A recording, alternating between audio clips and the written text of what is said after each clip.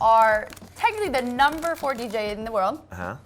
Do you ever just sit back and think about that?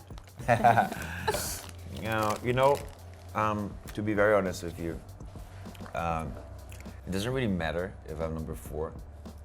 What matters is to do things that matters. So for me, it only makes sense to be number 4 if I can really, do something to bring awareness or consciousness about stuff. And I think that this position is important because as Brazilian, it's always so hard to cross the frontiers, We always had this mindset that we are inferiors and what comes from outside is better. So we need this kind of representativity outside to be known on the music, on the football, on the sport, whatever. So I think that I have this responsibility that whatever I am at in the globe, make success or not, I'm always with my roots in my country and to inspire them. So I think that's the most important thing, to be the number 4. But it only makes sense if I can do things that matters. Yeah. And you take a lot of pride in that. So online, everyone knows you give back a lot. You're just actually a really good guy. Thanks. Where do you think that really roots and comes from? So I didn't have this kind of, philanthropy thing in my life beforehand. Actually, every month I had really to fight hard to survive the month. So I didn't have time to think about, sharing with others. And I had something in my mind which was okay, if I have money, I will buy a Ferrari and I'll be happy and I'll show everyone that I'm successful. But at some moment in my life, I was 24 and I had success, I had money, I had everything that people told me that was a success, the meaning of life. But I felt a huge emptiness inside myself. If this is the reason of life, for me life has no reason, meaning anymore. So I was looking for answers, and then first of all I went to a very isolated indigenous tribe in the middle of the Amazon, 13 hours in a road, 9 hours in a very small canoe. I spent 10 days with them just looking for inspiration. It was a life-changing experience. Then after that I went to a trip in Africa, also looking, for inspirations. And I had a very I was atheist, because I thought that if God exists, why would exist so much poverty and stuff? Right. So I found out an old lady with a very bad situation where she was tightening her stomach not to feel hungry, and she was blind of 2 eyes, and she was saying that she was praying for God, someone to help her. And I told the translator, translate to her that God doesn't exist, because if he exists, why would she be suffering? And then she answered me no, I was praying to him and I heard him and I was connected with him. So I understood that I was the biggest miserable there. And I had everything, and I was complaining about this, but she was way more connected with the divine than I was. Mm-hmm. And I realized that God never bound her. What bound her was us. Just look back in the history, And I knew that I couldn't change the world, but I could change their world. So I wouldn't abandon anymore. I had to do what I had to.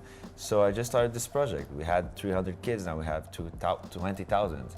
And it's just gave me the meaning of my life. So I know that I helped a lot the women, the lady, everyone there, but they transform me way more. Yeah. Because I don't feel that emptiness anymore. Yeah. When I do the philanthropy work. So that's why I do what I do, just to give a reason to my life. Yeah. Yeah. What an experience. It's just because I had to be honest, I didn't have this feeling beforehand, and I have to explain why I had. I can't just say I'm like that. It's not true at all. Yeah.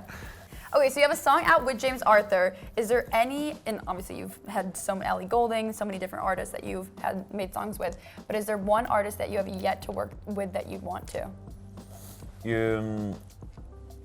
I had the dream to work with the indigenous people in Brazil, and I'm doing this. So we're co-creating an album together.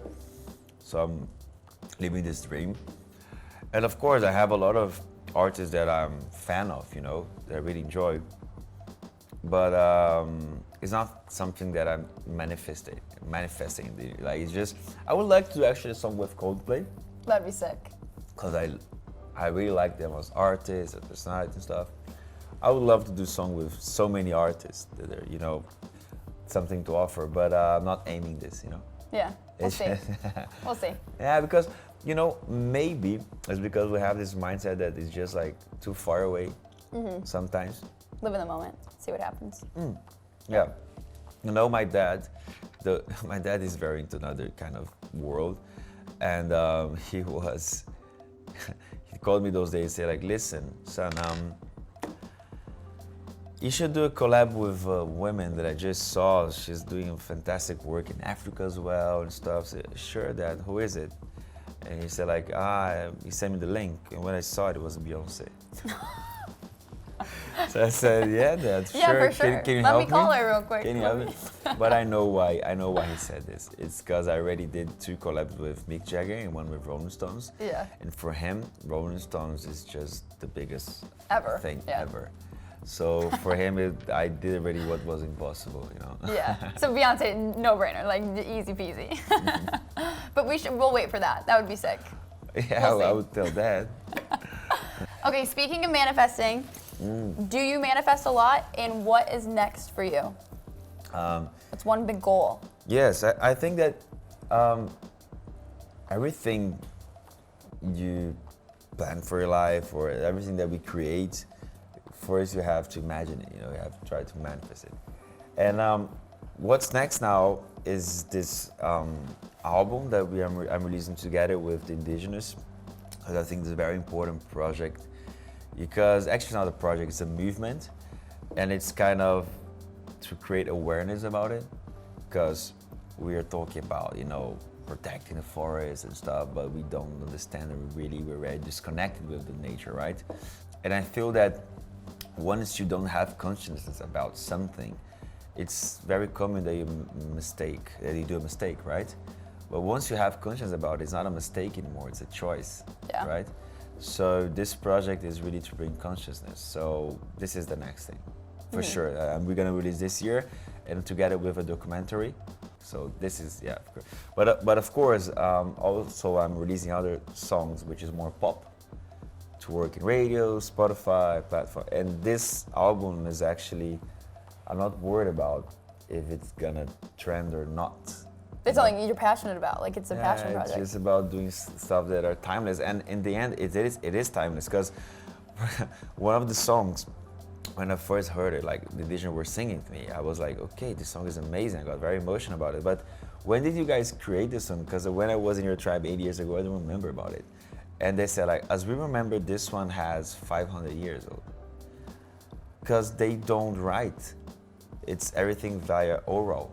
Yeah. So the culture, like the music is about the story and the culture for the new generation. So it's a lot of responsibility, and I can't do a work where I lose the essence of it. So I'm worried about like doing something that's still timeless. Yeah. Like I get a song 500 years old and I release it after 3 months and no one wants to hear it.